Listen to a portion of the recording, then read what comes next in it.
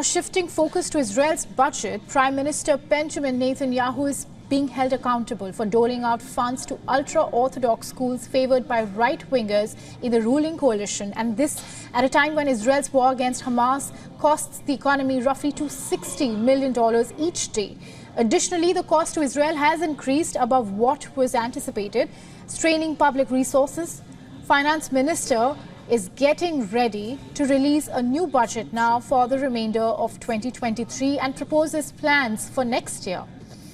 But it is the contentious handouts that set a national debate ablaze and put markets on edge. Netanyahu's administration is the most religious in Israel's history, and as a result, the government spending plan includes coalition funds or discretionary expenditures allotted to the 5 parties that make the coalition. Transfers of a record 14 billion shekels, which is $3.6 billion, were approved in May and will go in part to religious institutions, and some of which are free from mandated curriculum requirements.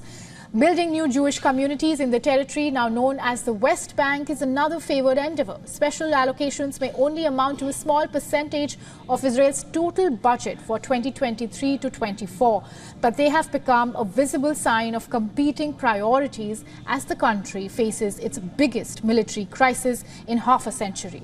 And according to Finance Ministry estimates, the conflict has already taken an economic toll of about $8 billion. So what happens to the coalition finances that may determine exactly how generous markets will be to the government? As the government increasingly looks to bonds to fund the war, the opinion of global traders will become increasingly important. In October, its budget deficit was more than 7 times what it had been a year earlier. And in addition, the Finance Ministry said that it intends to increase November borrowing by 75% above October levels.